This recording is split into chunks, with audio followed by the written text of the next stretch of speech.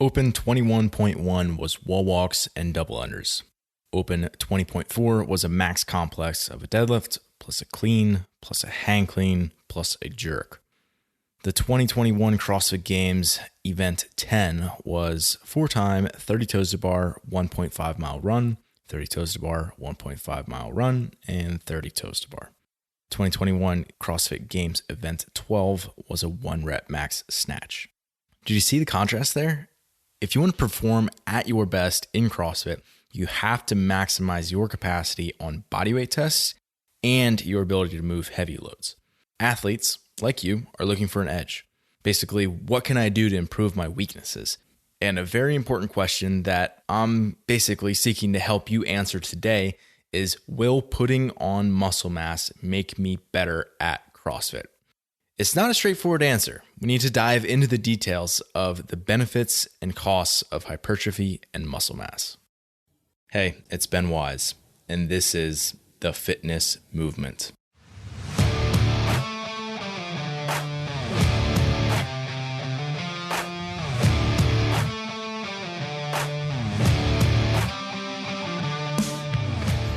The Fitness Movement is brought to you by Zor Fitness. Zor Fitness is my company and my platform to deliver training content to coaches and athletes like you. The site has educational resources on everything from program design and exercise physiology to skill progressions and movement breakdowns. And in terms of programming, we have our online training program, The Protocol, and I also offer one-on-one remote coaching. It's all at one place, zorfitness.com. And welcome back to my rant on the benefits and costs of hypertrophy. So hypertrophy, not as my high school football coach called it, hypertrophy, can be both a noun and a verb. But either way, it's just referring to muscle mass or the process of increasing one's muscle mass. So you can hypertrophy a muscle, but you can also exhibit or display hypertrophy in a muscle. So whether it's a noun or a verb, it really doesn't matter. We're talking about that muscle mass, bro. So let's get into it. Today, I want to talk about 3 benefits and 3 costs of hypertrophy. The first benefit is that you have an increased potential for maximal strength. Second benefit is that you have improved battery and strength endurance. The third benefit is that you have an enhanced ability to act on external resistance. And then the 3 costs. Cost number 1 is that you have increased joint wear and tear. Cost number 2 is that you have increased cardiorespiratory demand. And cost number 3 is that you have increased thermoregulation demand. So let's expand upon this. Benefit number 1 is that you have the increased potential for maximal strength. I've heard the saying mass moves mass, and that is very accurate. If you're a bigger person, you have much more potential for maximal strength. If you have more muscle mass, again, more potential for maximal strength. And improved maximal strength can, and often does, have a trickle-down effect to less strong contractions.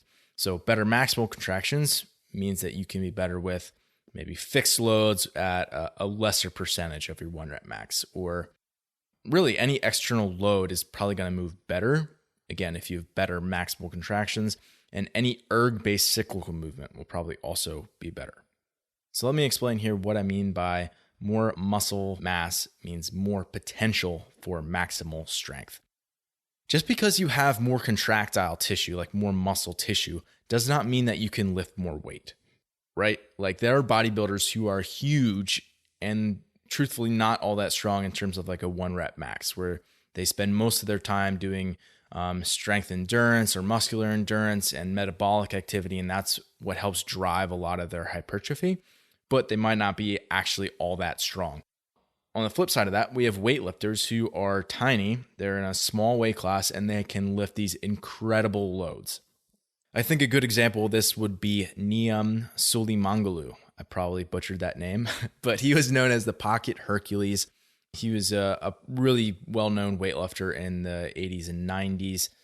He's got 46 world records.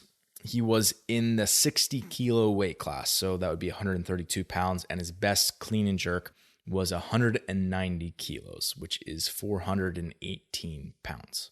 So 132 pound person lifting 418 pounds over their head.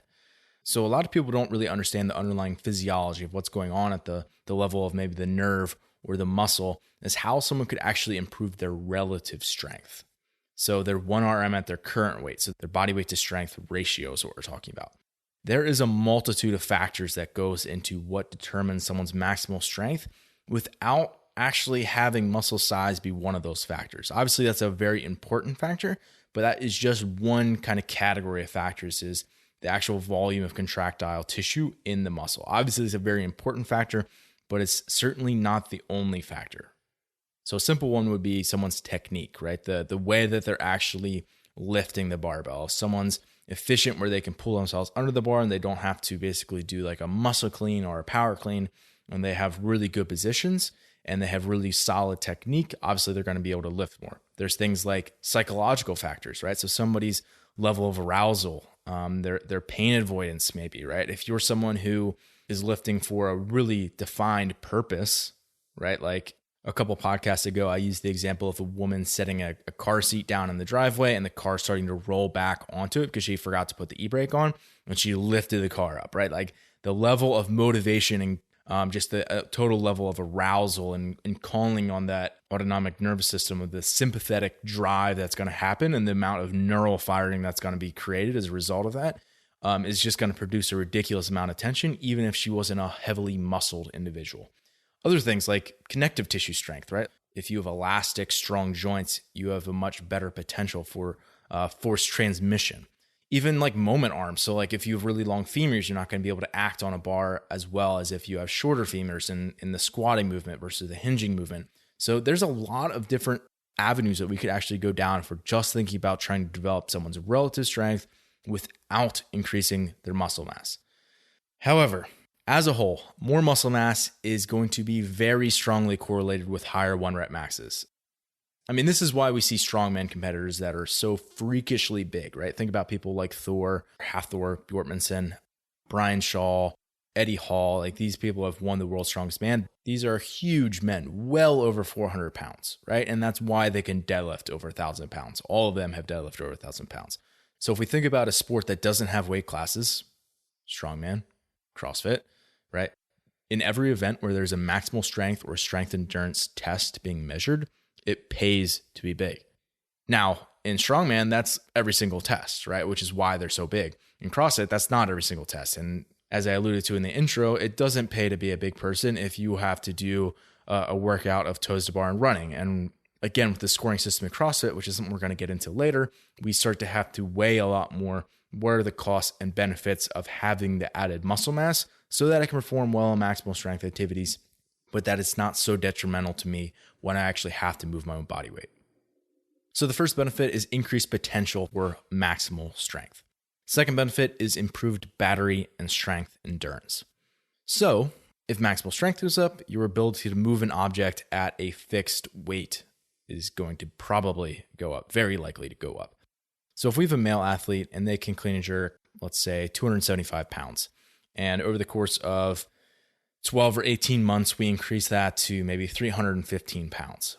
Their grace weight, so 135 pounds, which is the standard loading for that workout, 30 clean jerks for time, is going to be at a lesser percentage and as a result is going to feel lighter.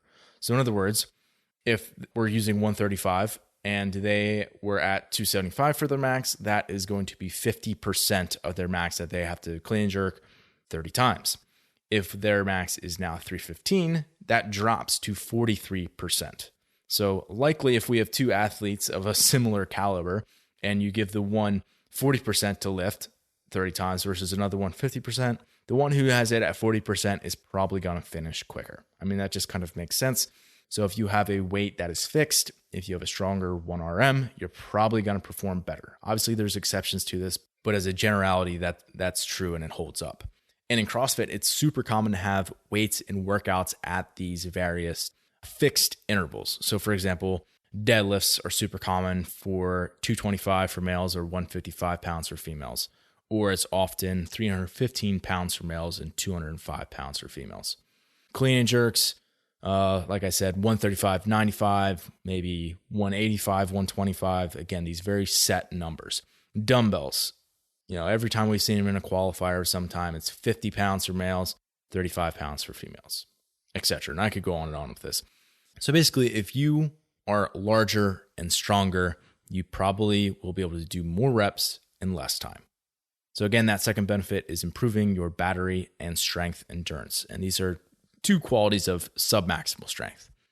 The third benefit is that you have an enhanced ability to act on external resistance. So basically, if you're a larger, stronger individual, you have the benefit anytime you are required to act on something other than your own body weight. So that's what I mean by external resistance. So anytime you hear me refer to that, I'm saying you're acting on something other than your own body weight. So there's probably some people like, yeah, dude, you already mentioned this. Like you were talking about barbells and battery and strength endurance and those qualities. And yet, like, okay, that falls under this as well, under this umbrella of, barbells and dumbbells, like I already mentioned, but this includes other things as well into that. So for example, this could be kettlebells, yokes, sandbags, sleds, really any odd object would be under this category as well. However, I want to add one more key item to that list, and that is machines. So ergs. Ergs, think of like the rower, the ski erg, the bike erg, even the air runner, right? These measure output, not your output relative to your muscle mass, just raw output. So bigger athletes do better on ergs.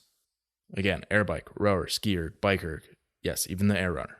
So it's an important distinction that we make that hypertrophy can make you better at, quote, fitness, depending on how you're actually measuring it. So if you're doing a workout with air bike, wall balls, deadlifts, it's going to pay to be a big person, right? Like you want more muscle mass in that situation because all of those are acting on external loads.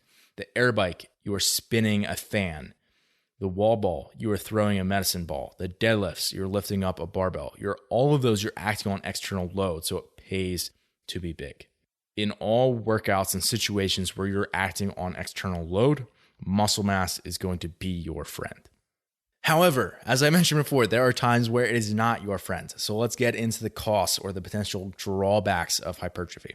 The first one is that you have increased wear and tear on your joints. So I'm going over this one first because this is probably the most obvious and intuitive for a lot of people. Like if you add 20 pounds to your frame and you're still required to do the same amount of double unders and chest to bar and burpee box jump overs, it's going to put more stress on your joints. So for a person who's gained or lost any significant amount of weight in a period of time, especially in like a short period of time, you're probably going to be able to relate to this. When I was a college wrestler, as people are probably aware, like you cut a lot of weight during the season, both week over week, but just as a whole, you're just kind of at a lower set point throughout that time of year. And then as soon as the season ends, which is typically around March, I would often gain like 15 and 20 pounds pretty quickly. And as a result of gaining that, again, like 15, 20 pounds probably on average season over season, the one thing that I really noticed it in was running. Running is really the biggest change that I noticed where like my ankles, my knees, they would literally just like start to hurt more when I weighed more. I felt less springy and just like less reactive off the ground. And this isn't even talking about my conditioning level because my fitness was still really high. However, my run performance was certainly not. That degraded quite a bit. So again, I'm sure if anyone's ever experienced that where they've gained or lost a bunch of weight in a short amount of time, they can definitely relate to this. So I had used the example of running. What I want to do now is take us through really almost any time when you're having to, let's call it catch yourself or like kind of absorb your own body weight. And these are going to be super important if we're thinking about joint wear and tear, if you're weighing more because you're putting on more muscle mass. The first category of things would be bounding. So running would fall into this, but also double unders, box jumps. These are all going to be super common in qualifiers. Yeah, and certainly these types of bounding activities are not going to be helped with having more mass. A lot of people who are thicker and are heavily muscled are not nearly as elastic and kind of springy when it comes to a lot of those bounding activities, in my experience. So the first would be bounding. The second would be hanging gymnastics. So things like muscle ups and pull ups and all of those variations. The goal here is to cycle reps as fast as possible. So we're exercise racing. That's basically what CrossFit is, which essentially means that you've got to drop out of the movement as fast as you can, and you're going to catch yourself at the bottom, which is going to require an immense amount of eccentric strength. And that is going to be increased the heavier that you are. So the more weight that you're putting on your frame, the more just total control of those movements is going to get harder and harder. And then lastly, I would say, so that was bounding, hanging gymnastics. Lastly would be midline centric bodyweight movements, which is a fancy way of saying things like, handstand walks, like wall walks, like GHDs, even burpees, right? A lot of these movements have a pressing component where you have to, one, manipulate your body weight, but then also you have to create stiffness through your core to do them effectively. So if you're watching a video of someone doing a wall walk or a burpee and you were just to like hit pause at random times in that, or maybe mid rep, it's basically going to look like that person is doing a plank. And I would encourage you at some point, try doing a bodyweight plank and then do a plank and then have somebody place a 15-pound plate on your back, right? So if we are basically gaining muscle mass and that's included in our trunk, that's going to make movements where we have to support our body weight and maintain a strong midline much more difficult. So basically you're having to brace and move in these activities, and doing that when you're heavier is way harder. So cost number one was increased wear and tear in your joints. Cost number two of more muscle mass is that it taxes the cardiorespiratory system more. So if we think about the cardiorespiratory system, cardio being heart, respiratory, most people think lungs. I actually don't want you thinking lungs. I want you thinking diaphragm, intercostal, scalenes, right? The actual musculature that's creating the pressure gradient to move air in and out of your lungs, right? So your lungs are just sacs that fill up when the respiratory musculature expands your rib cage, creates a negative pressure gradient, and as a result, air rushes into your lungs and fills them up.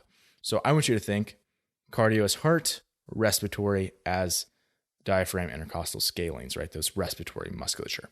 So for the heart and the respiratory musculature, more body weight means more oxygen is needed to move yourself, right? If you weigh more, it's going to take more energy to move you. And this is in gymnastics, obviously, right? Where we have things like, again, pistols, burpees, pull-ups, air squats, rope climbs, etc. But also body weight cyclical elements. So running, as I mentioned before, double unders, cycling on land rather than something like a salt bike or an erg, right? Swimming, obstacle courses, right? Anything where you're actually having to move your body weight through space. We could think of this as locomotion as well. And there's two more implications of this. Number one is that you have to ventilate to keep your muscle mass working aerobically. So in other words, you're going to have to breathe more. And then number two is that your heart has to work harder to deliver that oxygenated blood through more capillary beds. In other words, your heart's going to have to work harder, and unless for some reason you have a really high stroke volume, basically this is probably meaning that your heart rate is going to have to be higher. So again, if we think about this in layman's terms, you have to breathe more and your heart rate is going to be higher. But also, you have to work harder just to move more mass because you weigh more. So there was a study done by Bjorgels, Drensen, and Hollander. Those are the last names. In the European Journal of Applied Physiology and Occupational Physiology. And this is what they said. Quote, each kilogram of extra body weight increases oxygen uptake by 33.5 milliliters per minute, heart rate by 1.1 beats per minute, and pulmonary ventilation by 0.6 liters per minute, unquote. So basically what they were doing in the study is that they had subjects carry weight vests of varying loads, and then they correlated that with increases in heart rate and ventilation rate and oxygen uptake. So let me give you an example. I'm extrapolating a little bit and maybe assuming some things. This might not be 100% accurate, but it gives you a much better idea of what practically that quote could be meaning here and the results that they found. Say we have somebody and they weigh 80 kilograms, right? So we have realistically, this would probably be a male CrossFit athlete. 80 kilograms is 176 pounds. And say they're running at a pace that results in their heart rate being 170 beats per minute, if their max is 190 beats per minute, okay? 80 kilogram male, 176 pounds. They're running at 170 beats per minute out of 190 beats per minute. That is 89% of their max heart rate. So they're working at 89%. If we take that same athlete and we move them to 90 kilograms, which is 198 pounds, they're running at that same pace. Their heart rate is now 181 beats per minute, which is 95% of their max. So in other words, they went from 170 to 181, and they bumped up 6% from 89% of their max to 95% of their max heart rate. And this is massive. Like, this is the difference between, if we have a cyclist not even making it into the Tour de France versus winning the Tour de France. Like, this is a massive difference in physiology here. And it's something that's very important for us to understand. So again, cost number 2 is that hypertrophy taxes the cardiorespiratory system more. Cost number 3 is that there's an increased thermoregulation demand. So what's actually going on here is someone puts on more muscle mass is that their surface area to volume ratio is reduced. What this means is that there's less tissue, relatively speaking, exposed to the environment, which this is a really good thing if you are trying to stay warm, like a bear hibernating in winter. And it's a really bad thing if you're trying to cool off, like a CrossFit athlete doing Murph on a turf field in the sun in July. Like, that's obviously not helpful at all. So we have to understand that the more mass that you put on, the harder time you're going to have cooling off when it's in a hot environment and you're producing a lot of metabolic heat, which is most CrossFit workouts. The last thing I want to say about the thermoregulation thing is that there's also a concept called cardiac drift. So cardiac drift is basically saying as your core temperature continues to rise, your heart rate will also continue to rise. And there's probably a number of things that are contributing to this, everything from dehydration that reduces your stroke volume, so your heart rate's got to go up. So from that to your body just trying to pump blood through a muscle to get it back to the heart so it can get it out to the skin where it can actually dissipate and radiate that heat, which is a relatively complicated physiological process. So what's basically going on here in simple terms is that as your core temperature goes up, your heart rate is also going to go up. And this is very important, not just because of the thermoregulation thing, but also just having more muscle mass. If we think back to the second cost here, is that's going to increase your heart rate for gymnastics movements and for any body weight supported cyclical elements. So really, it's a twofold increase on your heart rate and your respiration system when you put on more muscle mass. So again, it's a very important thing that you need to factor in. So a few final thoughts here to, again, stay practical. Number one, the most important question that you can probably ask yourself is adding muscle mass going to help me gain ground on my competition where I am currently performing the worst? And this is not a question that has a one-size-fits-all answer to it. So rather than just giving like a blind prescription to that, which would probably be a bit irresponsible, I want to equip you with the info that you actually need to be able to find out this answer for yourself. So let me repeat the question again. Is adding muscle mass going to help me gain ground on my competition where I am currently performing the worst? And the best way that you can do that through an objective lens is to look at a leaderboard. So if we look at like your open scores, right? If I took an athlete and I was onboarding this athlete and I'm trying to figure out if body weight's an important factor that we need to adjust for them, one of the things I could do is say, okay, let's look at the 2021 open. 20.1, there was wall walks and double unders, so 2 body weight movements. You placed 5,000s there, okay? 21.2, dumbbell snatches and burpee box jump overs, 8,000s, okay? 21.3, front squat, hanging gymnastics, thrusters, you were 6,000s. And then 21.4 was that max complex deadlift, clean, hang clean, jerk, 15,000th place. So in that, just practically, it's like, well, you got the majority of your points in that max complex. So like, okay, it's time to go pack on some functional muscle, my dude. Like that's going to be the simplest thing that we can do to improve your performance across the board. And if we had a different athlete, we say 21.1 was 9,000, 21.2 is 4,000, 21.3 was 6,000, 21.4 was 2,000. So their best placement was on the max complex. Yeah, I mean, if we're just looking at this, like your body weight movements were some of your worst placings, like the hanging gymnastics and burpee box jump workouts were not good. Adding more muscle mass is probably only going to make you worse at the things that you need to get better at. So if you're someone who's looking at your open scores and trying to figure out what you should be doing, if your worst open score, the worst placing, was a workout that had external loads, ergs, or a max lift, then gaining weight may be helpful.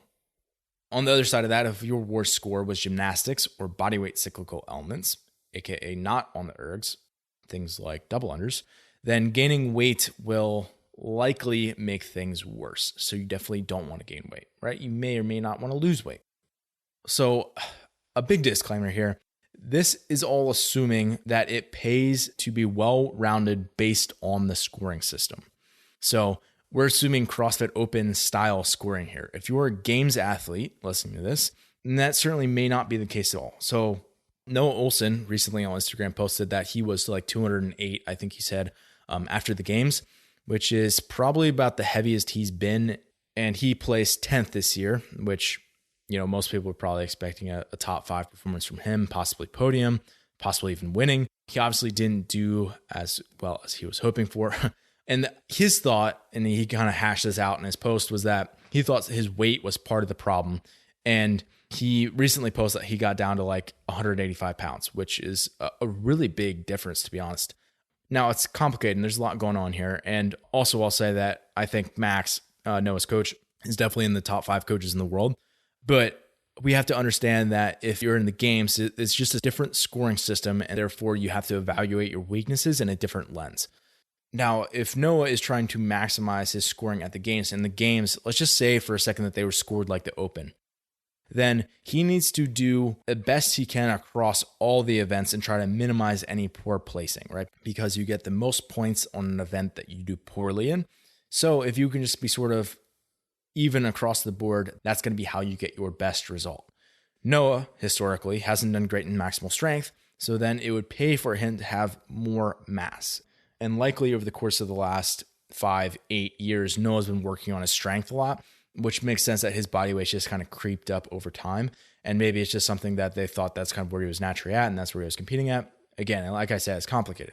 However, if the games were scored that the way the games have always been scored for the past decade, excluding like every second counts, I think that was like 2008, this means that it pays to win events, right? Because you get 100 points for winning and then it trickles down from there.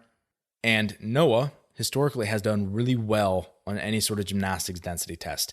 So he went head to head with Fraser and beat him in Mary, which is a 20-minute AMRAP of strict handstand push-ups, 10 pistols, 15 pull-ups. He did 22 and a half rounds. That's a lot of gymnastics.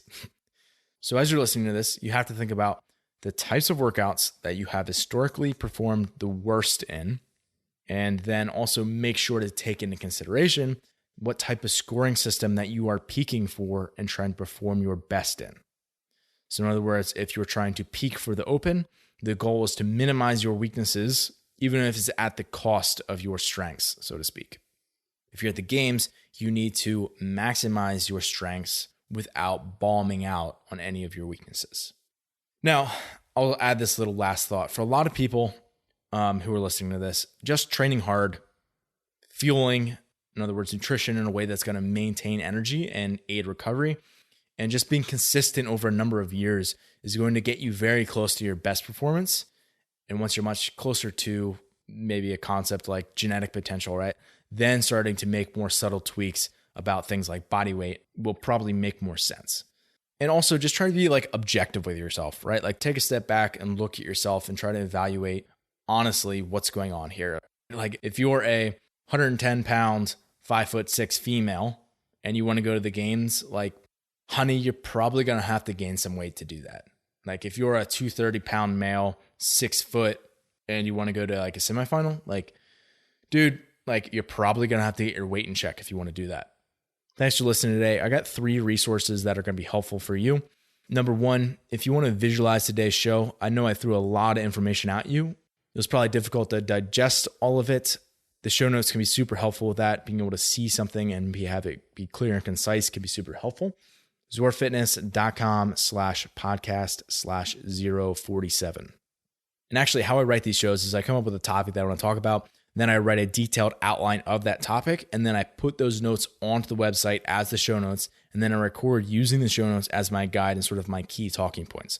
So I think not enough people listen and or read the podcast from the website. So check it out. Again, zorfitness.com/podcast/047.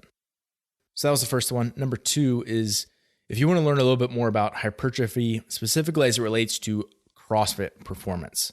I recently wrote an article on the website. It's called The Role of Hypertrophy in CrossFit Performance. It's a good title there.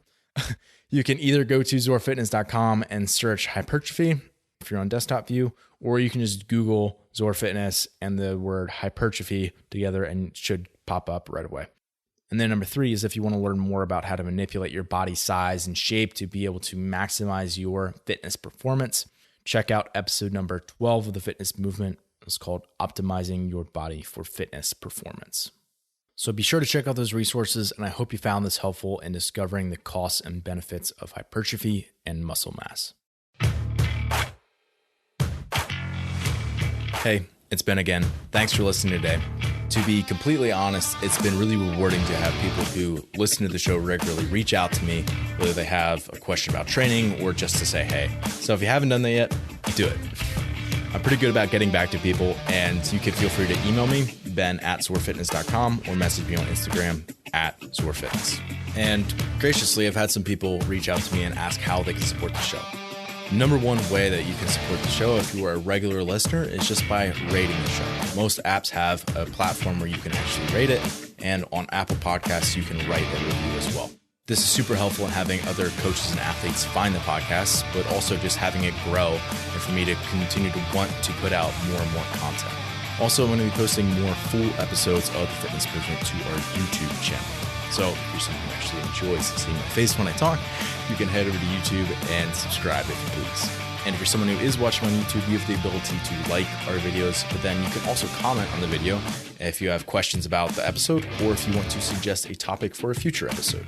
And lastly, if you're someone who really does value what we're putting out, I would encourage you to hire a coach. For me, coaching is the bulk of my job, and it's what I believe I do best. So if you're an athlete or a coach looking to up your fitness game, be sure to reach out. You can message me on Instagram @ZorFitness or email me, ben@zorfitness.com. Thanks again for listening today. And as always, stay the course.